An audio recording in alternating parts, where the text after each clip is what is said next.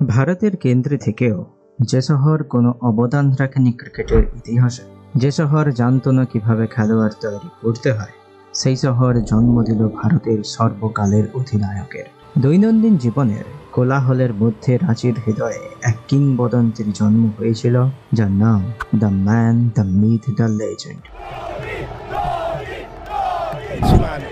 যিনি ভারতীয় ক্রিকেটে এক যুগের জন্য সম্রাট হতে চেয়েছিলেন। কিন্তু মজার বিষয় হলো যে তাকে গোটা ভারতীয় বরং গোটা পৃথিবীবাসী বানিয়ে দিল ক্রিকেটের GOAT, greatest of all time in cricket. কিভাবে greatest of all time in cricket হলেন, কিভাবে সেরার সেরা হলেন, জানবো একটু পরে। রাঁচির নম্র রাস্তা থেকে শুরু করে আন্তর্জাতিক ক্রিকেটের শীর্ষে পৌঁছানোর যাত্রা কোনো গায়ে কাঁটা দেওয়া গল্পের থেকেও কম নয়। কি কি বাধার সম্মুখীন হয়েছিলেন উনি, একটু পরে আলোচনা করছি। প্রতিটা স্বপ্নের দাম আছে, প্রতিটা সাফল্যের পিছনে রয়েছে সংগ্রাম, ত্যাগ, নিরলস সাধনা, যা আমাদের সফলতাকে এক বিশেষ ঊর্জা দেয়। কখনো আমাদের যাত্রা সহজ হয়নি এবং ভবিষ্যতেও কখনো আমাদের যাত্রা সহজ হবে না। মহেন্দ্র সিং ধোনি বারবার ব্যর্থতার মুখোমুখি হয়েছেন। প্রতিটা বিপত্তি তাকে আরও সন্দেহের গভীরে ঠেলে দিয়েছে।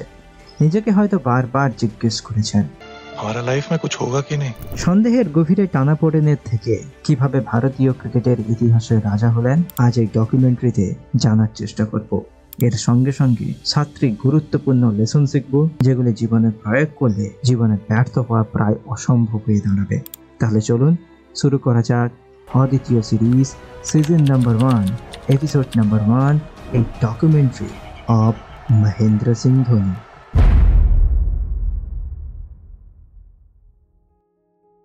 পান সিং ধোনি ও দেবিকা দেবীর বাড়িতে আলো করে আসলো তাদের তৃতীয় সন্তান মহেন্দ্র সিং ধোনি। বাবা পাম্প অপারেটর, মা একজন নিবেদিত প্রাণ গৃহকর্মী। গৃহে হাজার টানাপোড়েন থাকার ফলে হয়তোবা ধোনি আর বাকি 4-5টা ছেলের থেকে আলাদাই ছিল। যদি আমি বলি মহেন্দ্র সিং ধোনির ক্রিকেট খেলতে ভালো লাগতো না, আপনি কি বিশ্বাস করবেন? একটু পরে আলোচনা করছি। ধোনি তার স্কুল জীবন কাটিয়েছে ডিহেভি জওহর বিদ্যা মন্দিরে, যেখানে তিনি একজন গোলরক্ষক হিসেবে ফুটবল খেলা শুরু করেছিলেন। যার ভালো লাগতো ফুটবল, যার ভালো লাগতো ব্যাডমিন্টন, কিন্তু যেটা ভালো লাগতো না সেটা হচ্ছে ক্রিকেট। কিন্তু ভাগ্যের কি পরিহাস দেখুন, ডিহেভি জওহর বিদ্যা মন্দিরের ফিজিক্যাল টিচার বা কোচ কেশব ব্যানার্জির মাথায় একটা চিন্তা ঘুরপাক করছিল, আর সেটা হচ্ছে আন্তঃ স্কুল ক্রিকেট প্রতিযোগিতায় স্কুলের হয়ে কেউ উইকেট কিপার হবে। যখন কেশব বাবু চিন্তায় মশগুল, তখন তার চোখ গিয়ে পড়ল 14 বছর বয়সী ধোনির উপর। কেশব বাবুই ছিলেন যিনি ধোনিকে স্কুলের উইকেট কিপার হিসেবে বেছে নেন। কেশব বাবুই ছিলেন যিনি ধোনিকে ক্রিকেট খেলার জন্য অনুপ্রাণিত করেছিলেন। কেশব বাবু ফিরে চিনতে ভুল করেননি। এখনকার দিনে এসে আমরা বুঝতে পারছি, তাই না? কমান্ডো ক্রিকেট কম্পিটিশনে ধোনির সেই প্রথম সেঞ্চুরি স্কুলের হয়ে খেলার সময়। ধোনি ওই দিন এমন ব্যাটিং করেছিলেন, স্কুল টিফিনের ছুটি পড়ে গিয়েছিল। স্কুলের ছেলেমেয়েরা দৌড় দেয় ধোনির খেলা দেখার জন্যে।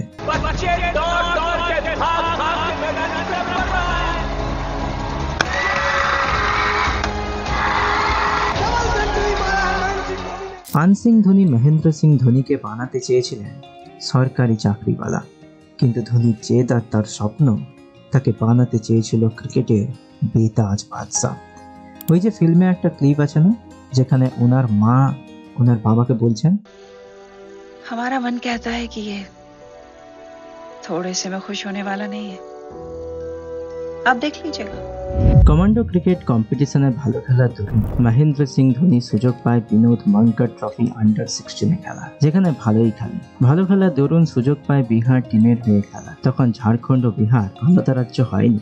1998-99 সালে বিহার আন্ডার 19 টিমের হয়ে খেলে কোচবিহার ট্রফিতে, যেখানে 176 রান করেন মাত্র 5টি ম্যাচে। 1999-2000 কোচবিহার ট্রফিতে বিহার আন্ডার 19 টিমের হয়ে খেলা আবার সুযোগ পায় এবং ফাইনালেও নিয়ে যায়।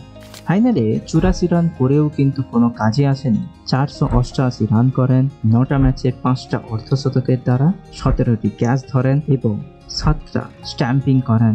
বলাই যেতে পারে থালা ফরে রেজে। কোচবিহার ট্রফিতে ভালো খেলার দরুন সুযোগ পান CK Nayudu trophy east zone under 19 টিমের হয়ে খেলার জন্য।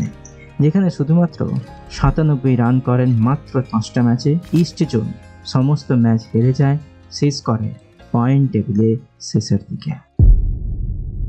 মাহি ডাক আসে দিলীপ ট্রফিতে খেলার জন্য, কিন্তু তার খসড়া নোটিশ আটকে রাখা হয়, যার কারণে বন্ধুদের সাহায্য থাকা সত্ত্বেও তিনি কলকাতায় পৌঁছাতে দেরি করেন। ফলত ফ্লাইট মিস হয়ে যায়। फ्लाइट आधे घंटे पहले निकल गई। এই সম্পূর্ণ দোষটি কার জন্য দিলীপ ট্রফিতে খেলতে পারলেন না আমাদের মাহি? সম্পূর্ণ দোষ BCA, বিহার ক্রিকেট অ্যাসোসিয়েশনের জন্য। এর উদ্দেশ্যে ধোনি একটি সাক্ষাৎকারে বলেছিলেন, if one Indian crab tries to climb out of the jar, 9 others will put it down. আমাদের মাহি হাল ছাড়েননি। একদিন হঠাৎ চাকরির খবর এলো বাড়িতে। তার বাবা তাকে বলল ট্রেনের টিকিট কালেক্টরের হয়ে চাকরি করার জন্য। বাবার মন রক্ষা করার জন্য বেছে নেন ওই চাকরিটি এবং পশ্চিমবঙ্গের খড়গপুর স্টেশনে যোগ দেন। চাকরির দরুন মাহি তার চাকরি নিয়ে হতাশ হয়ে পড়ে। ম্যানেজারের পীড়াপিড়িতে মাহি তার কাজের পাশাপাশি ক্রিকেট খেলার সিদ্ধান্ত নেয়। দিনের শিফটের পর ক্রিকেট অনুশীলন, বিভিন্ন টুর্নামেন্টে অংশগ্রহণ করে, যেমন টেনিস ক্রিকেট। ফলস্বরূপ ভালোই হয় তার জন্য। জায়গা করে নেয় রেলওয়ে ক্রিকেট টিমের হয়ে খেলা। এত ভালো পারফরমেন্স করেও মন জয় করতে পারেনি সিলেক্টরের। 24 জুন 2004 দেওডর ট্রফিতে লম্বা ছক্কা মারার তরুণ সুযোগ পায় ইন্ডিয়া এ টিমের হয়ে খেলার। যখন মাহির বন্ধুরা এই খবরটা নিয়ে দৌড়ে আসে যে তাদের মাহি সুযোগ পেয়েছে ইন্ডিয়া এ টিমের হয়ে খেলার, হায় হায়, মনটা তো আমার ওখানেই ছুঁয়ে গেছে। কতটা লাকি আমাদের ধোনি, তাই না? এমন বন্ধুদের পেয়েছেন। একটা কথা সবসময় মনে রাখবেন, আপনি শুধু স্বপ্ন দেখছেন না, আপনার উপর আশা রেখে আরও 4-5 জন স্বপ্ন দেখছে কখন আপনি সফল হবেন। গৌরবের পথ সহজ ছিল না। পারিবারিক চাপ, আর্থিক সীমাবদ্ধতা ও সামাজিক প্রত্যাশার সম্মুখীন হওয়া মোটেও সহজ নয়। ইচ্ছা থাকলে সবকিছুই হয়, সেটা প্রমাণ করাই হচ্ছে আমাদের মূল মোটিভ, আমাদের মূল লক্ষ্য। ট্রেনের টিকিট কালেক্টরের চাকরির সঙ্গে সঙ্গে সামঞ্জস্য রেখে ধোনির আসল উৎসর্গ ক্রিকেট খেলার প্রতি, কেরিয়ারের প্রতি ফুটে ওঠে। খড়গপুরের ধুলোময় মাঠ থেকে আন্তর্জাতিক ক্রিকেটের পবিত্র মাঠ পর্যন্ত উঠে আসা, যেটা ছিল ধোনির জন্য এক উল্কাপিণ্ডের সমান।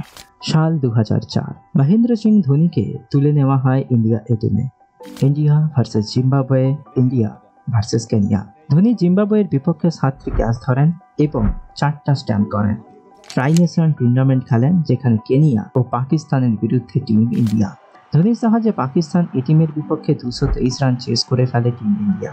এই সিরিজ 362 রান করেন মাত্র 6টা ম্যাচে। অ্যাভারেজ ছিল 72.4, সঙ্গে লাগাতার 2 সেঞ্চুরি। ধোনির বেশি দিন লাগেনি মূল ভারতীয় দলের হয়ে খেলতে। সৌরভ গাঙ্গুলির দল খুঁজতে ব্যস্ত ছিল কি হবে রাহুল দ্রাবিড়ের পর উইকেট কিপার। লাইনে ছিল পার্থিব প্যাটেল, দীনেশ কার্তিক, মহেন্দ্র সিং ধোনি। দীনেশ কার্তিক, মহেন্দ্র সিং ধোনি ভালো খেলার দরুন সুযোগ পায় 2004 সালে ভারতীয় দলে। অভিষেক হয় বাংলাদেশের বিরুদ্ধে খেলার সঙ্গে। মাহি ইন্ডিয়া এ টিমের হয়ে ভালো খেলার জন্য সৌরভ গাঙ্গুলি দীনেশ কার্তিকের আগে ধোনিকেই বেছে নেয়, কিন্তু দুর্ভাগ্যবশত প্রথম ম্যাচে প্রথম বলে রান আউট হয়ে যায়। তারপরেও লাগাতার 3-4টা ম্যাচে খারাপ প্রদর্শন। India versus Pakistan second match. Sourav Ganguly দেখলেন কিভাবে ধোনির বেস্ট বের করা যায়। তখন সিদ্ধান্ত নিলেন ধোনি এই ম্যাচে 3 নম্বর ব্যাটিং করবেন। অপ্রত্যাশিতভাবে ঘটল সেই ঘটনা। ধোনির বোমা ফাটানো 148 রান মাত্র 123 বলে। তখনকার দিনে এটাই ছিল সর্বোচ্চ রান কোনো ভারতীয় উইকেট কিপারের দ্বারা। প্রত্যেকটা ম্যাচে নিজেকে প্রমাণ করার চেষ্টা করেছে যে সে শুধুমাত্র খেলোয়াড় নন, এক গেম চেঞ্জারও বটে। এরপরে আর ধোনিকে পিছনে ফিরে তাকাতে হয়নি। শ্রীলঙ্কার বিরুদ্ধে জয়পুরে 145 বলে 183 রানের সর্বোচ্চ ওডিআই ক্যারিয়ারের কথা হোক না কেন, সৌরভ গাঙ্গুলির মাস্টার মাইন্ডের কথা হোক না কেন, শ্রীলঙ্কার বিরুদ্ধে, সাউথ আফ্রিকার বিরুদ্ধে, পাকিস্তানের বিরুদ্ধে 219 রান 5 ম্যাচে, 179 রান 5 টেস্টের কথা হোক না কেন, সিরিজ জেতানোর কথা হোক না কেন, সবকিছুই পারফেক্ট ছিল ধোনিকে ইন্ডিয়া টিমের হয়ে এক প্রতিষ্ঠিত ক্রিকেটার বানানোর জন্য। চাইলেও একটু ক্রেডিট সৌরভ গাঙ্গুলিকে দেওয়া যেতে পারে, তাই না? পরবর্তী ডকুমেন্টারি সৌরভ গাঙ্গুলিকে নিয়ে। কিন্তু ইংল্যান্ডের বিপক্ষে ধোনি অনেকগুলো ক্যাচ মিস করার দরুন, অনেক স্ট্যাম্পিং মিস করার দরুন ইংল্যান্ডের সাবেক ক্রিকেটার অ্যান্ড্রিউ ফ্লিনটফ অনেক ক্রিটিসাইজ করেছেন মহেন্দ্র সিং ধোনিকে নিয়ে। তখন কিন্তু এই ব্যক্তিটি চুপ ছিলেন। 2005-এর শেষের দিকে 2006-এর শুরুর দিকে সৌরভ গাঙ্গুলি অধিনায়কের পদ থেকে ইস্তফা দেন। ফলত রাহুল দ্রাবিড়কে ক্যাপ্টেন করা হয়। 2006 সালে চ্যাম্পিয়ন ট্রফিতে ওয়েস্ট ইন্ডিজের এবং অস্ট্রেলিয়ার কাছে হার, সাউথ আফ্রিকার বিপক্ষে ওডিআই সিরিজে 179 রান 4 ম্যাচে, টেস্টেও ভালো ফল নেই। এদিকে আইসিসি একটা নতুন ফরম্যাটের আভাস দিল টি20 ওয়ার্ল্ড কাপের, যেটা হবে সাউথ আফ্রিকাতে 2007। টিম পুরো হতাশ, কি হবে টিমের ভবিষ্যৎ? এদিকে রাহুল দ্রাবিড় সিদ্ধান্ত নেন তিনি আর ক্যাপ্টেন্সি করবেন না। 2007 সালে অনেক তাবড় খেলোয়াড় বিশ্বকাপে অংশগ্রহণ করতে ইচ্ছে প্রকাশ করেননি, যেমন সৌরভ গাঙ্গুলি, রাহুল দ্রাবিড়, সচিন টেন্ডুলকরের মতো তাবড় খেলোয়াড়রা। এদিকে 2007 সালে টি20 ওয়ার্ল্ড কাপ আরও কাছে চলে এসেছে। বিসিসিআই সচিনের দিকে মুখ নিয়ে গেলেও সচিন প্রস্তাব দেন তিনিকে ক্যাপ্টেন করার জন্য। সচিন টেন্ডুলকরকে 2007 সালে ইংল্যান্ডের সিরিজে অধিনায়কের জন্য বাঁচা হলেও সচিন টেন্ডুলকর নাম তুলে নেন। বিসিসিআইকে জানান তিনি ক্যাপ্টেন হবেন না, এর পরিবর্তে ধোনির নাম সুপারিশ করেন। সচিন টেন্ডুলকর বলেন যে আমাদের দলে অনেক ভারতীয় খেলোয়াড় আছে, কিন্তু আমি সিনিয়র হয়েও ধোনির নাম সুপারিশ করছি, কারণ জুনিয়র হয়ে অনেক মানসিকভাবে সক্ষম। ম্যাচে কোন সিদ্ধান্ত নেওয়া সঠিক, কোন সিদ্ধান্ত নেওয়া সঠিক নয়, এই বিষয়ে জ্ঞান ওর ভালো আছে, তাই আমি অধিনায়ক হিসেবে ধোনির নাম প্রস্তাব করলাম। তখন কেই বা জানতো এই জুনিয়র ছেলেটি একদিন গোটা ভারতবাসীকে গর্বিত করাবে। তখন কেই বা জানতো ভারতীয় ক্রিকেটের স্বর্ণযুগের কাণ্ডারি হবে। তখন কেই বা জানতো মহেন্দ্র সিং ধোনি আমাদের মাহি হয়ে উঠবে।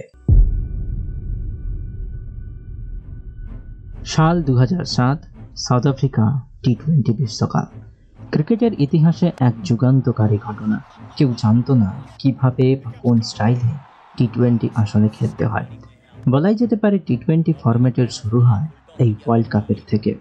ভারতীয় ক্রিকেটের দলের তৎকালীন তরুণ ও গতিশীল অধিনায়ক মহেন্দ্র সিং ধোনির নেতৃত্বে ভারত যায় দক্ষিণ আফ্রিকা এক অনভিজ্ঞ স্কোয়াডের সঙ্গে। গোটা ভারতবাসী ভেবেই নিয়েছিলেন এই দলের দ্বারা বিশ্বকাপ জেতা প্রায় অসম্ভব। এক শক্তিশালী প্রতিযোগী হিসেবে বিবেচিত না হওয়া সত্ত্বেও টি20 বিশ্বকাপের মুকুটে ভারতের যাত্রা কোনো রূপকথার থেকে কম ছিল না। যাদের উপর কোনো আশা করা যায় না তারাই তো কিছু করে দেখায়, তাই না? ধোনি ম্যাচের মধ্যে শান্ত থাকা, চাপের মধ্যে শান্ত আচরণ করা এবং অপ্রত্যাশিত নেতৃত্বের জন্য ভারত এক আলোর আশা দেখেছিল। সমস্ত খেলোয়াড়ের মধ্যে জেদ বসে গিয়েছিল যে ভারতবর্ষকে বিশ্বকাপ জেতাতেই হবে। সেটা হতে পারে যুবরাজ সিংয়ের 1 ওভারে 6টা 6-এর কথা হোক না কেন, সেটা হতে পারে পাকিস্তানের বিরুদ্ধে বোল্ড আউটে জয়ের কথা হোক না কেন, সেটা হতে পারে ধোনির 18 বলে 36 রানের অস্ট্রেলিয়ার বিরুদ্ধের কথা হোক না কেন, সেটা হতে পারে সাউথ আফ্রিকার বিরুদ্ধে রোহিত শর্মা ও ধোনির পার্টনারশিপের কথা হোক না কেন, সেটা হতে পারে ফাইনালে গম্ভীরের মূল্যবান 54 বলে 75 রানের কথা হোক না কেন, সেটা হতে পারে যোগিন্দর শর্মার শেষ ওভারে স্পেলের কথা হোক না কেন। সবকিছুই নিয়েই ভারত টি20 ওয়ার্ল্ড কাপ জিততে পেরেছিল। ক্রিকেটের ইতিহাসে একটা বিখ্যাত কোড আছে যেটা আমার আজীবন মনে থাকবে। No individual can just say he can win it on his own. সবচেয়ে স্মরণীয় মুহূর্তগুলির মধ্যে একটা ছিল পাকিস্তানের বিরুদ্ধে ফাইনাল, যেখানে ভারত 5 উইকেট হারিয়ে 157 রান করেন। রান তাড়া করতে গিয়ে পাকিস্তান 152 রানে অল আউট হয়ে যায়, কিন্তু ভারতের ঘাড়ে একজন বসেছিল, সে হলো পাকিস্তানের মিসবাউল হক, যিনি শেষের দিকে এমন ব্যাটিং করেছিলেন সবাই ভেবে নিয়েছিল যে পাকিস্তান সহজেই জিতে যাবে। এমন কোনো ভারতীয় বোলার বাকি নেই যারা রান লুটিয়ে দেয়নি। শেষ ওভার 6 বলে 12 রান বাকি। কে করবে 20তম ওভার? অপশন ছিল হরভজন সিং, যোগিন্দর শর্মা। ধোনির সেই বিখ্যাত সিদ্ধান্ত নিলেন যোগিন্দর শর্মাকে দিয়েই করাবেন, কারণ হরভজন সিংয়ের বিরুদ্ধে ভালোই রান করেছে মিসবাউল হক। যোগিন্দর শর্মা প্রথম বল স্ট্রাইকে, মিসবাউল হক প্রথম বল ওয়াইড। এরকম পরিস্থিতিতে যে কেউ সহজে নার্ভাস হয়ে যাবে, কিন্তু ধোনি দৌড়ে গেলেন যোগিন্দর শর্মার কাছে। কি যে গুরুমন্ত্র দিলেন ভগবানই জানেন। পরের বল কোনো রান নেই। দ্বিতীয় বল 6। সবাই ভেবে নিয়েছে অনায়াসে জিতে যাবে। পাকিস্তানের ড্রেসিং রুমে সবাই আনন্দে আত্মহারা, পাকিস্তানের সমর্থকেরা আনন্দে আত্মহারা, ভেবেই নিয়েছে এবার ওয়ার্ল্ড কাপ পাকিস্তানের নাম। কিন্তু একটা কথা আছে না, যতক্ষণ না কাজটা শেষ হচ্ছে তার আগে কোনোদিন আনন্দ করা কখনো উচিত নয়। 4 বল 6 রান বাকি, তৃতীয় বল। মিসবাউল হক স্কুপ খেললেন। শর্ট ফাইন লেগে বল আকাশে উড়ে যাচ্ছিল। নিচে শ্রীশান্তের অবিশ্বাস্য ক্যাচ। দেখতে সহজ হলেও ফাইনাল ম্যাচে সহজ ক্যাচ ধরায় সবসময় কঠিন হয়ে দাঁড়ায়, আর যদি সেটা রেজাল্টের উপরে ডিপেন্ড করে। সেই বিখ্যাত রবি শাস্ত্রীর কমেন্ট্রি, এরই সঙ্গে ধোনির অধিনায়কত্ব শুরু হয়েছিল। কি রোমাঞ্চকর ছিল, তাই না? একজন ভারতীয় সর্বশ্রেষ্ঠ অধিনায়ক হিসেবে প্রতিষ্ঠিত করার যাত্রার সূচনা করেছিলেন। হয়তোবা ভগবান এমন নেতার হাতে বিশ্বকাপ তুলে দিতে চেয়েছিলেন যে ওইটাকে নিয়ে কখনো গর্ববোধ করবে না। ধোনির কৌশলগত বুদ্ধিমত্তা ও তার দলকে অনুপ্রাণিত করার ক্ষমতা ভারতের জয়ের গুরুত্বপূর্ণ ভূমিকা পালন করেছিল, যার মাধ্যমে ক্রিকেট দুনিয়া দেখেছিল এক আইকন ব্যক্তিকে। 2003 সালে সৌরভ গাঙ্গুলি টিম ইন্ডিয়া একদিবসীয় বিশ্বকাপ জয়ের আশা জাগিয়েছিল, কিন্তু ফাইনালে অস্ট্রেলিয়ার কাছে হার। 2007 সালে লিগ স্টেজ থেকে ছিটকে যাওয়া কার্যত ক্রিকেট প্রেমীদের বুকে এক কষ্টের দাগ রেখে গিয়েছিল, এবং যেটার প্রমাণ আমরা হাতে নাতে পেয়েছিলাম ওই দিন।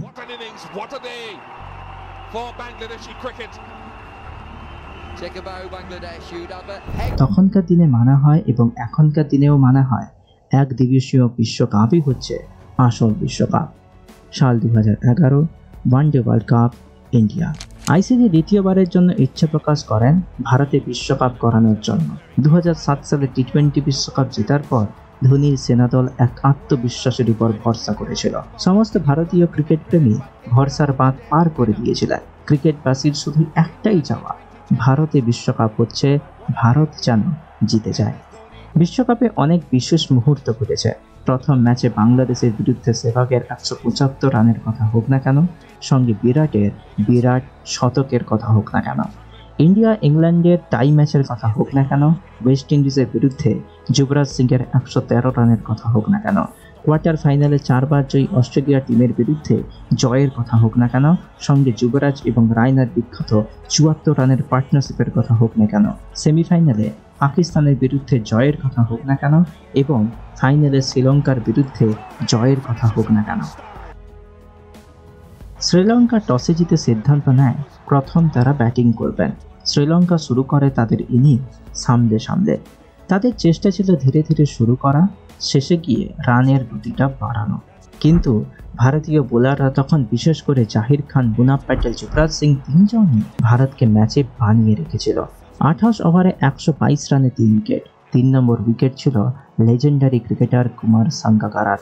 সবাই ভেবে নিয়েছিল ভারত ধীরে ধীরে ম্যাচে ফিরছে। তখন ঘটল ঘটনা।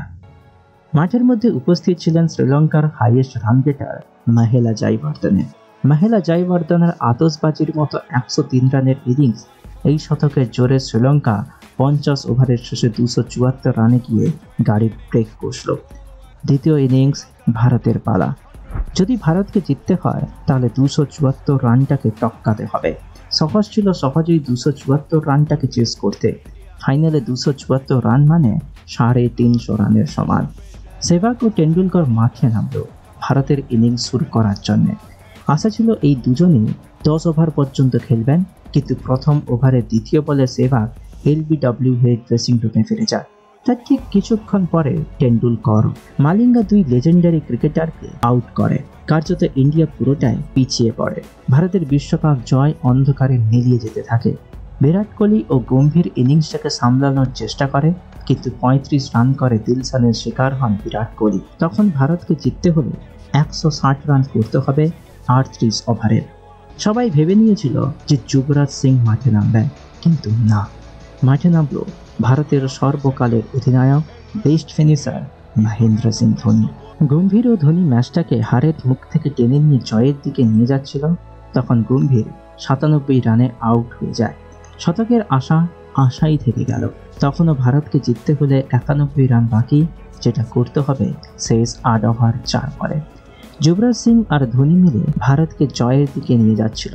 শেষ 2 ওভারে বাকি 5 রান। তখন স্টেডিয়ামে বসে থাকা সব দর্শক গাইতে লাগলো বন্দে মাতরম।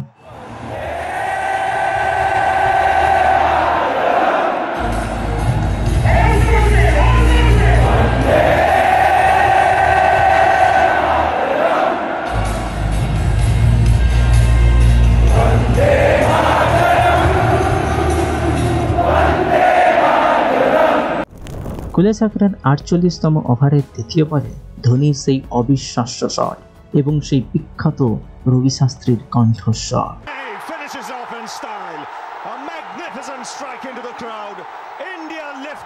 বিশ্বকাপ জয় অবশেষে পূর্ণ হলো ভারতের একদিবসীয় ফরম্যাটে দ্বিতীয়বারের জন্য। শুধুমাত্র ধোনির 91 রানের জোরে ভারত বিশ্বকাপ জিতেনি, শুধুমাত্র গম্ভীরের 97 রানের জোরে ভারত বিশ্বকাপ জিতেনি, বরং ভারত বিশ্বকাপ জিতেছে প্রত্যেক খেলোয়াড়ের মানসিকতার জোরে। আমাদের দেশে হচ্ছে আমরাই জিতব। নিজেদের প্রতি আত্মবিশ্বাস রাখাটা সব থেকে গুরুত্বপূর্ণ। ফাইনালের ম্যাচের সেরা ধোনির কাছে গেলেও গম্ভীরের অবদান কম ছিল না এই ম্যাচটাকে জেতাতে। টুর্নামেন্টের সেরা যুবরাজ সিং। বিশ্বকাপ জয় কেবলমাত্র একটা জয় হিসেবে থেকে যায়নি, বরং এর থেকে বরং বেশিই ছিল ভারতীয়দের মুখে হাসি ফোটানো বিশ্বকাপ জয়ের দ্বারা। 28 বছরের শুকনো আওয়াজ ভেজা আওয়াজে পরিণত করার জন্য, বরং এর থেকে বরং বেশিই ছিল সমস্ত ভারতীয়রা বলতে পারবে আমরাও আমাদের ঘরের মাঠে শত্রুদের হারিয়ে বিশ্বকাপ জিতেছি, যেমন আমরা ইংরেজদের তাড়িয়েছিলাম। সমস্ত ভারতীয় এক জাতি হিসেবে আনন্দ উদযাপন করেছে ওই দিন, এবং ধোনির সেই বিখ্যাত ছয়টি আশা ও আমাদের আনন্দের প্রতীক হয়ে থাকবে আজীবন আমাদের হৃদয়ে। 8টি দল একত্রিত হয়েছিল, প্রত্যেকটি দল তাদের গৌরবের লক্ষ্যে পৌঁছানোর জন্য মরিয়া হয়ে উঠেছিল। কিন্তু কেই বা জানত 8টি দলের মধ্যে থেকে একটি দল অনায়াসে গৌরবের লক্ষ্যে পৌঁছে যাবে। তখন কেই বা জানত ভারত এই চ্যাম্পিয়ন ট্রফি জিতে তাদের অধিনায়ককে সর্বশ্রেষ্ঠ অধিনায়ক বানাবে। তখন কেই বা জানত এক অধিনায়ক আইসিসির সব ফরম্যাটে সব কাপ কিন্তু জিতে যাবে। India versus South Africa. Shikhar ধাওয়ানের 114 রানের মধ্য দিয়ে ভারতের জয়। India versus West Indies. Ravindra জাডেজার ম্যাজিক বোলিং 5 উইকেট নেয়, সাহায্য করে ভারতকে জেতাতে। India versus Pakistan. ভুবনেশ্বর কুমারের কৃপণ বোলিংয়ের জন্য 165 রানে অল আউট হয়েছে পাকিস্তান, অনায়াসে জয় হয় ভারতের। India versus Sri Lanka semifinal. Ishant শর্মার 3 উইকেটের জোরে এবং অশ্বিনের 3 উইকেটের জোরে জয় হয় ভারতের এবং সোজা গিয়ে পৌঁছায় ফাইনালে। আর একটা কদম বাকি ভারতকে চ্যাম্পিয়ন ট্রফিতে চ্যাম্পিয়ন করানোর জন্য। কিন্তু প্রতিপক্ষ মোটেও সহজ ছিল না। England versus India final. বৃষ্টির জন্য 50 ওভারের বদলে 20 ওভারের ম্যাচটি হওয়ার সিদ্ধান্ত হয়। প্রথমে ভারত ব্যাটিং করতে গিয়ে 129 রান করেন 7 উইকেট হারিয়ে। বিরাট কোহলি, রবীন্দ্র জাডেজা ও ধাওয়ানের 30 রানের জোরে 129 রান। দ্বিতীয় ইনিংস। ইংল্যান্ড ভালোই শুরু করলো তাদের ইনিংসটা। 16 ওভারে 110 রান, 4 উইকেট হারিয়ে। রবি বোপারা ও ইয়ান মর্গান মাঠে সেট হয়ে গিয়েছিল। সমস্ত বোলারদের ভালোই খেলছিলেন দুজনই। মনে হচ্ছিল ভারতের হাত থেকে বেরিয়ে গেল ম্যাচটি। কিন্তু ইংল্যান্ডের দর্শক আর প্লেয়াররা তো ভুলেই গেছে যে মাঠে এক ব্যক্তি আছে যে উইকেটের পিছনে শুধু দাঁড়িয়ে থেকে ম্যাচ বদলে দিতে পারে। ধোনি সিদ্ধান্ত নিলেন 18 নম্বর ওভার ঈশান্ত শর্মাকে দিয়ে করাবেন। ঈশান্ত শর্মা 18তম ওভার। প্রথম বলে মর্গান 6 মারলেন। ধোনি দৌড়ে গেলেন, উপদেশ দিলেন হোয়াইট ইয়র্কার করার জন্য। দ্বিতীয় বল হোয়াইট, ধোনি আবার দৌড়ে গেলেন, বললেন হোয়াইট ইয়র্কার করার জন্য। তৃতীয় বল হোয়াইট ইয়র্কার, অশ্বিনের হাতে ক্যাচ। তার ঠিক পরের বলে অর্থাৎ 3 নম্বর বলে রবি বোপারা আউট। 18তম ওভারই ছিল যেখানে 2 টেস্ট ব্যাটসম্যানকে ড্রেসিং রুমে ফিরিয়ে দিয়েছিলেন ঈশান্ত শর্মা। এর জন্যই ভারত চ্যাম্পিয়ন ট্রফি জিততে পেরেছিল। 19তম ওভারে দ্বিতীয় বলে জাডেজা আউট করলেন জস বাটলারকে। 20তম ওভার উমেশ যাদবের 2 ওভার বাকি, ভুবনেশ্বর কুমারের 1 ওভার বাকি। এমনিতেই যে কেউ অধিনায়ক হলেই ফাস্ট বোলারকে দিয়ে করাবেই শেষ ওভার, কিন্তু মাহি সিদ্ধান্ত নিলেন 20তম ওভার অশ্বিনকে দিয়েই করাবেন। সেই সময় অনেক সমালোচনা হয়েছিল, কিন্তু যখন ম্যাচ শেষ হলো তখনই সব সমালোচনা নিবেশেই বাহবাতেই পরিণত হয়ে গেছিল। শেষ ওভার অশ্বিন। ইংল্যান্ডকে জিততে হলে 6 বলে 14 রান করতে হবে। প্রথম বল ডট, তৃতীয় বল 4, তৃতীয় বল 1 রান, চতুর্থ বল 2 রান, পঞ্চম বল 2 রান। শেষ বলে বাকি 6 রান। যদি ইংল্যান্ডের ব্যাটসম্যান ব্রেডওয়েল ছক্কা মারতে পারেন তাহলে ইংল্যান্ড জিততে পারবে। 5 রান করলে টাই। ষষ্ঠ বল করলেন অশ্বিন, বলটা একটু টার্ন করলো। ব্রেডওয়েল ছক্কা মারতে গেলেও মিস, ব্যাটে লাগাতেই পারলেন না। ভারতের হাতে চ্যাম্পিয়ন্স ট্রফি। ধোনি যদি ঈশান শর্মাকে 18তম ওভার না করাতেন, হয়তোবা ভারতের চ্যাম্পিয়ন্স ট্রফি জয়ের স্বপ্নই থেকে যেত। ধোনির নেতৃত্বে 2007 সালে টি-20 বিশ্বকাপ জিতলেও 2009, 2010, 2012 সালে টি-20 বিশ্বকাপ লিগ স্টেজ থেকে ছিটকে যাওয়া, 2014 সালে রানার আপ হওয়া, 2016 সালে সেমিফাইনাল থেকে ছিটকে যাওয়া। ধোনির নেতৃত্বে 2011 সালে ওয়ানডে ওয়ার্ল্ড কাপ জিতলেও 2015 সালে কোয়ার্টার ফাইনালে অস্ট্রেলিয়ার বিরুদ্ধে হার। 2019 সালে বিরাট কোহলির ক্যাপ্টেন্সির আন্ডারে খেললেও সেই রান আউট কোনো ক্রিকেট প্রেমী ভুলতে পারেননি। সেই রান আউট হওয়ার পর কেই বা জানত আমাদের মাহিকে আর ব্লু জার্সি পরে খেলতে না দেখতে পাওয়া, কোথায় হারিয়ে যাওয়া, কোথায় তার উত্তরাধিকারের হাতে সাম্রাজ্য তুলে দিয়ে বিদায় নেওয়া। 2014 সালে টেস্ট সিরিজ থেকে বিদায় নেওয়া, ক্যাপ্টেন্সি তুলে দিলেন বিরাট কোহলির হাতে। 2017 সালে টি-20 ওডিআই থেকে ক্যাপ্টেন্সি ছাড়া সাম্রাজ্য তুলে দিলেন বিরাট কোহলির হাতে। সত্যি যেন এক মানুষের সফলতার দিক যেমন রয়েছে, তেমনি অসফলতার দিকও কিন্তু রয়েছে। এমন ভাবা কখনো উচিত নয় যে আপনি সফল হলে আর অসফল হবেন না। সফল হওয়ার পর অসফল হয়ে অসফল থেকে সফল হওয়ার যাত্রাই বানাতে পারে আপনাকে গ্রেটেস্ট অফ অল টাইম, যেটা মহেন্দ্র সিং ধোনি করে দেখিয়েছিলেন। আইসিসি টুর্নামেন্টের জয়ের পাশাপাশি আইপিএল এরও কিন্তু খেতাব অর্জন করেছেন লাগাতার একবার নয়, দুবার নয়, লাগাতার 5 বার। যেমন সৌরভ গাঙ্গুলি ধোনিকে তৈরি করেছিল বিশ্বের ভালো প্লেয়ার রূপে দেখে, তেমনি ধোনি তৈরি করেছিলেন ভারতের আগামী প্রজন্মের উত্তরাধিকার, যে ভারতীয় টিমকে এক আলাদা ঊর্জা দিবে বিরাট কোহলি রূপে। ধোনি তৈরি করেছিল ধাওয়ান ও রোহিতের ওপেনিং জুটি। ধোনি তৈরি করেছিলেন 3 বার একদিবসীয় ক্রিকেটে 30 শতক লাগানো রোহিত শর্মাকে। ধোনি তৈরি করেছিলেন রায়না, জাডেজা, অশ্বিনের মতো প্লেয়ারদের। হয়তোবা অনেক ভালো প্লেয়াররা সুযোগ পাননি, কিন্তু টিমও তো খারাপ খেলেনি, তাই না? 2007 সালে ভারত টি-20 বিশ্বকাপ জেতার পর বিসিসিআই নিজেদের উপর ভরসা করতে শুরু করেছিল। বিসিসিআই চাইছিল এই ফরম্যাটটাকে ভারতের লিগে পরিণত করার। 2008 সালে আভাস দিল আইপিএল অর্থাৎ ইন্ডিয়ান প্রিমিয়ার লিগে। তখন কেই বা জানত এই আইপিএলকে নিয়ে এত জনপ্রিয়তা,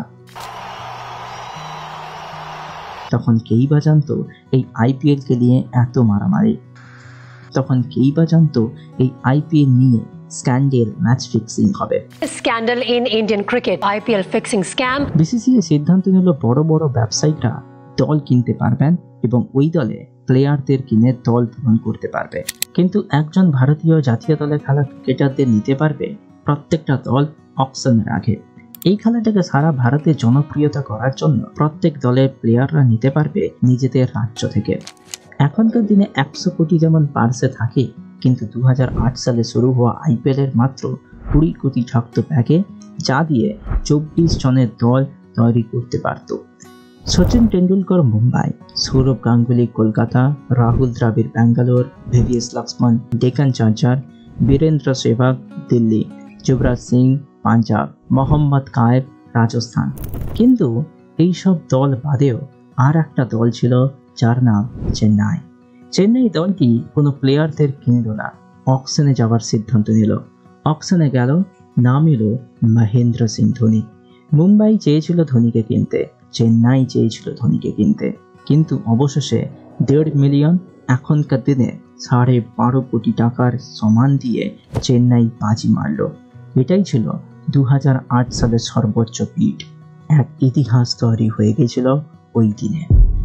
চেন্নাই মহেন্দ্র সিং ধোনিকে কিনে সিদ্ধান্ত নিল ক্যাপ্টেন করানোর জন্য, এবং তখন কেই বা জানত এই অধিনায়কের জোরে চেন্নাই সুপার কিংস হয়ে উঠবে, একটা ব্র্যান্ড তৈরি হবে।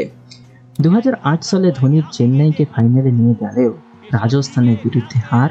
রাজস্থান আইপিএল এর ইতিহাসে প্রথম আইপিএল ট্রফি জেতা দল হয়ে যায়। 2009 সালে ভালো প্রদর্শন করতে পারেনি মাহির চেন্নাই। 2010 সালে ধোনির চেন্নাই আবার ফাইনালে, বিপক্ষ মুম্বাই ইন্ডিয়ান্স। মুম্বাই ইন্ডিয়ান্সকে হারিয়ে প্রথমবারের জন্য চ্যাম্পিয়ন হয় চেন্নাই সুপার কিংস। তার ঠিক পরের বছর আবার শিরোপা নিজেদের ঝুলিতে, রয়্যাল চ্যালেঞ্জার্স ব্যাঙ্গালোরকে হারিয়ে। 2012 সালে কলকাতার কাছে ফাইনালে হার, 2013 সালে মুম্বাইয়ের কাছে ফাইনালে হার, 2014 সালে লিগ স্টেজ থেকে ছিটকে যাওয়া, 2015 সালে মুম্বাইয়ের কাছে ফাইনালে হার, 2016-17 সালে ম্যাচ ফিক্সিং এর জন্য না খেলতে পারা। অনেকজন মহেন্দ্র সিং ধোনিকে আলোচনা করেন, কিন্তু খবর দেখলে আপনি বুঝতেই পারবেন এসপি কুমারই ছিলেন যিনি ম্যাচ ফিক্সিং করেছিলেন। কিন্তু 2018 সাল ছিল চেন্নাইয়ের মহাসাল, চেন্নাই সুপার কিংসের জন্য এক স্বর্ণযুগ। 2 বছরের পর চেন্নাইয়ের সিংহরা ফিরেছিল নিজেদের রাজ্যে। ধোনির চেন্নাই অকশনে দাও লাগালো বয়স্কদের উপর। সবাই বলতে শুরু করলো ড্যাডিস আর্মি কিছুই করতে পারবে না। সেই বাদ নেই যেটা আগে ছিল চেন্নাই দলে, কিন্তু ক্রিকেট খেলার জন্য এক্সপিরিয়েন্স প্লেয়ারদের সব থেকে বেশি দরকার হয়। ধোনির চেন্নাইয়ের প্রত্যেক প্লেয়াররা মরিয়াছিল এক ভালো কামব্যাকের স্ক্রিপ্ট লেখার জন্যে। 2018 সালে ঘটল সেই ঘটনা। চেন্নাই জিতল তাদের তৃতীয় শিরোপা, লিখে দিল এক কামব্যাকের স্ক্রিপ্ট। সবার ভুল প্রমাণ করাই হলো বরং আমাদের মূল কাজ। 2019 মুম্বাইয়ের কাছে ফাইনালে হার, 2020 সালে প্রথমবারের জন্য চেন্নাই টপ 4-এ কোয়ালিফাই না করতে পারা, 2021 সালে চেন্নাইয়ের জিত কলকাতার বিরুদ্ধে, 2022 সালে টপ 4-এ কোয়ালিফাই করতে পারেননি, 2023 সালে চেন্নাইয়ের জয় গুজরাটের বিরুদ্ধে। আইপিএলের ইতিহাসে সবথেকে সফল দল যদি থেকে থাকে তাহলে চেন্নাই সুপার কিংস। 5 বার ট্রফি জেতা ও 10 বার ফাইনাল খেলা দল। কিন্তু চেন্নাইয়ের ফ্যানেরা ট্রফি জেতা আর দেখতে চায় না, বা ট্রফি জিততে চায় না।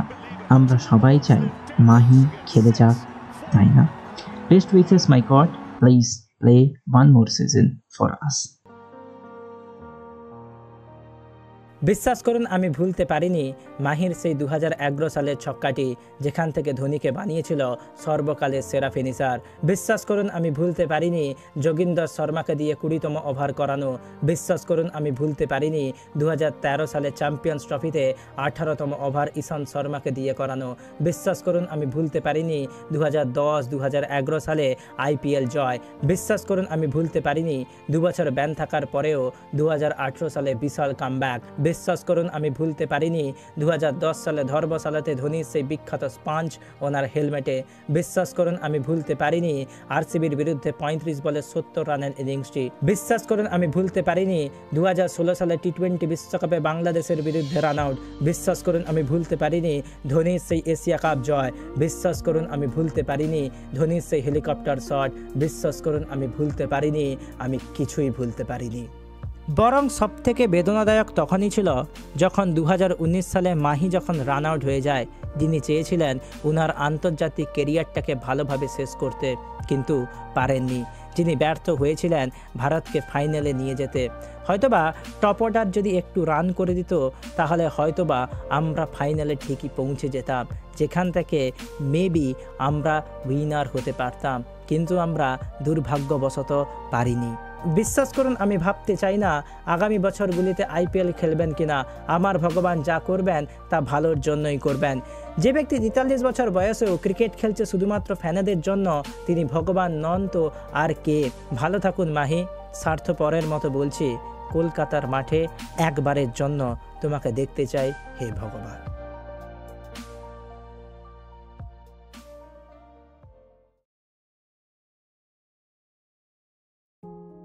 Number 1, self believe. প্রতিবন্ধকতা, বাধা, সমস্যার সম্মুখীন হওয়া সত্ত্বেও নিজের উপর কখনো নিজের বা তার ক্ষমতার উপর বিশ্বাস হারায়নি। এর জন্যই এই ব্যক্তিটাকে এত দূর কিন্তু টেনে নিয়ে এসেছে। নো ম্যাটার আপনি কে, নো ম্যাটার আপনি কি করতে পারেন, নো ম্যাটার আপনার কত ক্ষমতা রয়েছে, যেটা অলওয়েজ ম্যাটার করে সেটা হচ্ছে আলটিমেটলি আপনি কোথায় পৌঁছাতে চাইছেন। যেটা কষ্ট লাগে, যেখানে পৌঁছাতে চাইছেন, যদি অসম্ভব বলে মনে হয়, নিজের উপর ভরসা রাখুন, আপনি ওইখানে ঠিকই একদিন পৌঁছে যাবেন। হার মানবেন না সহজে।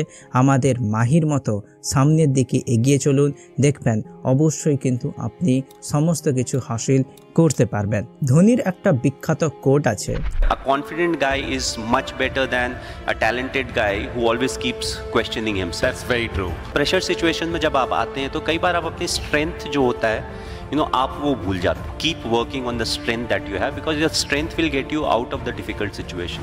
রেজাল্টের উপর ফোকাস করবেন না, অলওয়েজ ওই রেজাল্টটাকে পাওয়ার জন্য যেটা করতে হবে ওইটা করুন। প্রসেসের উপর জোর দিন, দেখবেন আপনি রেজাল্ট ইজি হতে লাগবে। Number 2, hard work. কঠোর পরিশ্রমের দ্বারা কেউ কোনোদিন আত্মবিশ্বাসের জোরে সফলতা পায়নি এবং ভবিষ্যতেও কেউ কোনোদিন সফলতা পাবে না। তখনকার দিনে ধোনির এত বড় সফলতা পাওয়া সহজ ছিল না। তার কাছে না ছিল উচ্চমানের কোচ, না ছিল শীর্ষস্থানীয় প্রশিক্ষণের সুবিধা, তবুও ধোনি আমাদের সবার মাহি হতে পেরেছেন। যেটা নেই সেটা নিয়ে হতাশ হয়নি। কঠোর পরিশ্রম আর জেদের জন্যই ভারতীয় দলের হয়ে খেলার স্বপ্ন পূরণ করতে পেরেছেন। তিনি অক্লান্ত পরিশ্রম করেছে, দিনের পর দিন সবার থেকে সর্বোত্তম কিন্তু হতে পেরেছেন। In today's world, we are so much focused about the result that we get away from the process. So take care of the process, take care of all the small things, and eventually you'll get the desired result. We always keep complaining, oh, we should have gotten more and all of that, but it's actually the byproduct of what we have done. So if you prepare well, if we execute well, and if we are honest to ourselves, more often than not we'll get the desired result. If there's a shortcoming, it's always a learning. একটা কথা সবসময় মনে রাখবেন, short success কখনো লম্বা দিনের জন্য টিকে না এবং কম দিনের পরিশ্রম কখনো সফলতা কিন্তু নিয়ে আসে না। যেটা আপনাকে করতে হবে সেটা হচ্ছে আপনাকে পরিশ্রম করতে হবে এবং যে পরিশ্রমটা হবে খুবই কঠোর। Number 3, don't repeat same mistakes. সবথেকে চিত্তাকর্ষক দক্ষতার মধ্যে একটা হলো খেলার পরিস্থিতি পড়ার এবং সেই অনুযায়ী কৌশলগতভাবে সিদ্ধান্ত নেওয়ার ক্ষমতা। ম্যাচের আগে টিম মিটিংয়ে ততটা বিশ্বাসী ছিলেন না, ম্যাচের পরিস্থিতির উপর সিদ্ধান্ত নিতেন। মাঠের মধ্যে দাঁড়িয়ে সঠিক সময়ে সঠিক বোলার ফিল্ডিং লাগানো এইটার মাস্টার ছিলেন উনি। কিন্তু যেখানে ভুল হতো সেইখানটা শুধরে নিয়ে আবার যাতে না ভুল হয় তার দিকে বিশেষ কিন্তু নজর দিতেন। We all commit mistakes. अगर हम गलती नहीं करेंगे तो हम सब भगवान हो जाएंगे। We have to be honest to ourselves. और इम्पॉर्टेंट है कि ये देखना कि गलती कहाँ पे हुई, गलती क्या हुई, क्या हम अपनी प्लानिंग में थोड़ा ट्वीक कर सकते थे जिससे ये गलती ना हो। अपनी रेस्पॉन्सिबिलिटी को एक्सेप्ट करना ज़रूरी है। যে ভুলটা হয়েছে অতীতে সেই ভুলটা যাতে ভবিষ্যতে না হয় তার দিকে কিন্তু আমাদের বিশেষ নজর দিতে হবে, না কি আমরা বর্তমান এবং ভবিষ্যতে অতীতে ভুলের কথা না বারবার চিন্তা করে। Number 4, the power of calmness. সব ডিসিশন ঠান্ডা মাথায় নিতে পেরেছেন, তার শুধুমাত্র একটা কারণ হচ্ছে, সেটা হচ্ছে উনি কখনো কিন্তু প্যানিক করতেন না, সবসময় ঠান্ডা মাথায় সিদ্ধান্ত নিতে পারতেন বলে চুপচাপ দাঁড়িয়ে ভেবেছেন কোন দিকে গেলে উনি বেটার রেজাল্ট কিন্তু দেখতে পাবেন। তার জন্যই কিন্তু আমরা সবাই ওনাকে ডাকি ক্যাপ্টেন কুল। ধোনি বলেন, It's always the mind that is the most difficult to control. Body थकने के पहले mind बोल देती है तुम थक चुके हो. How to try and control the mind? It's the most or the toughest things to control. But if you have the mind in your control, along with the emotion, emotionally जब आप high होते हैं तो a lot of times you take decisions emotionally. But what is important? You have to be rational. So emotion is there, but emotion shouldn't affect my decision. क्योंकि अगर मेरी decision गलत होगी, it will have a lot of impact on a lot of people. আপনি যদি ছোট থেকে ছোট সমস্যার সমাধান করতে ব্যর্থ হচ্ছেন বা বড় থেকে বড় সমস্যা যদি সমাধান করতে ব্যর্থ হচ্ছেন বা কোনো পরিস্থিতিতে নিজেকে কন্ট্রোল করতে পারছেন না, তাহলে ওখানে অ্যাঙ্গার ইস্যুটা কাজ করে। তাহলে শান্ত থাকার চেষ্টা করুন, মাথাটাকে ঠান্ডা রাখুন, ভাবুন কি করলে বেটার রেজাল্ট কিন্তু আপনি দেখতে পাবেন। তাই যত কঠিন পরিস্থিতি বা খারাপ থেকে খারাপ পরিস্থিতি আপনার লাইফে আসুক না কেন, রিয়্যাক্ট করার আগে চুপচাপ শান্ত মাথায় 10 মিনিট ভাবুন, দেখবেন অটোমেটিক্যালি ওই সমস্যাগুলো কিন্তু দূর হয়ে যাবে। নাম্বার 5, সেটা হচ্ছে ডিসিশন মেকিং। ধোনি সঠিক দল বাছাই করার কথা হোক না কেন, সঠিক সময়ে প্লেয়ারদের ব্যবহার করার কথা হোক না কেন, মাঠের পরিস্থিতি বুঝে সিদ্ধান্ত নেওয়ার কথা হোক না কেন, এই সব ডিসিশন ভালোভাবে নিতে পারতেন। তার কারণ উনি কি ভালো ডিসিশন নিতে পারতেন বলে? না, সেটা কিন্তু নয়। উনি ভালো ডিসিশন নিতে পেরেছেন, তার কারণ হচ্ছে রেজাল্টের উপর ফোকাস করেননি। যদি আমি এই ডিসিশন নিই, যদি আমি ফেল হয়ে যাই, ইন্ডিয়া তাহলে হেরে যাবে, এই সব কিন্তু কখনো কিন্তু ভাবেননি। অলওয়েজ পজিটিভ কিন্তু ভেবেছেন, তার ফলে ভালো ডিসিশন কিন্তু নিতে পেরেছেন। হ্যাঁ অবশ্যই উনি তো একজন মানুষ, অনেকবার আমরা দেখেছি খারাপ ডিসিশনও কিন্তু নিয়েছেন, বাট কখনো রেজাল্টের উপর ভেবে বা নেগেটিভ ভেবে ডিসিশন বা সিদ্ধান্ত নেয়নি। তাই কখনো রেজাল্টটা কি হবে বা ফলাফলটা কি হবে ওইটা ভেবে কিন্তু কখনো ডিসিশন নিতে কিন্তু যাবেন না। প্রসেসের উপর বিশ্বাস করুন, প্রসেসের উপর ট্রাস্ট করুন, দেখবেন রেজাল্টটা অবশ্যই কিন্তু বেটার থেকে অনেক বেটার হবে। এর জন্য ধোনি একবার বলেছিলেন, I feel again whether it is business or life, you need to have the right principles and you need to follow those paths, because what happens is it makes decision making easy. You know, you can't always move front and back and take decisions. So what is important is what you think is right, a certain way you keep moving ahead, and often that helps you decide the future course of action. বর্তমানে বা future পরিস্থিতিকে বুঝে যত আপনি ভালো decision নেবেন, normally অনেক সময় কিন্তু আপনি খারাপ ডিসিশন নেবেন, ইটস নর্মাল, বাট আপনি আপনার ফিউচারটাকে অনেক কিন্তু সুন্দর করতে অবশ্যই পারবেন। Number 6, focus on what you want to control. যেগুলি বা যাদেরকে আমরা কন্ট্রোল করতে পারি না তাদেরকে কিন্তু আমরা কন্ট্রোল করার চেষ্টা করি। তার ফলে কি ঘটে? তার ফলে আমরা কিন্তু বড় থেকে বড় সমস্যা কিন্তু ক্রিয়েট করে ফেলি। ধোনি বলেন, যেগুলি তুমি অ্যাকচুয়াল কন্ট্রোল করতে পারবে ওইগুলা কন্ট্রোল করো, যেগুলি তোমার আয়ত্তে নেই সেগুলি নিয়ে ভাবা বা তাদের কন্ট্রোল করার চেষ্টা কিন্তু কখনো করো না। আপনি যেগুলি কন্ট্রোল করতে পারবেন ওইগুলাকে কন্ট্রোল করার চেষ্টা করুন। অনেকজন অনেক কিছু কথা বলবে আপনার কেরিয়ারকে নিয়ে, কিন্তু আপনার গাট ফিলিং যদি থাকে যে হ্যাঁ আপনি ওই ফিল্ডে গেলে আপনি অনেক কিছু করতে পারবেন, তাহলে চুপচাপ কান বন্ধ করুন এবং সামনের দিকে এগিয়ে যান। ও যেটা আপনি কন্ট্রোল করতে পারবেন ওইটাকে নিয়ে কিন্তু কন্ট্রোল করুন, আর যেটা আপনি কন্ট্রোল করতে পারবেন না ওনাদের ব্যাপারে বা ওদের ব্যাপারে না ভাবাটাই কিন্তু সব থেকে কিন্তু বেটার আপনার জন্য। Number 7, don't enjoy too early. 2016 সালে বাংলাদেশের টিমে রান তাড়া করার সময় লাস্ট ওভারে মুশফিকুর রহিমের 4 মারার পর সেলিব্রেশন ম্যাচ শেষ হওয়ার আগে। 2007 সালে লাস্ট ওভারে মিসবাউল হকের ছক্কা মারার পর ম্যাচ শেষ হওয়ার আগে সেলিব্রেশন।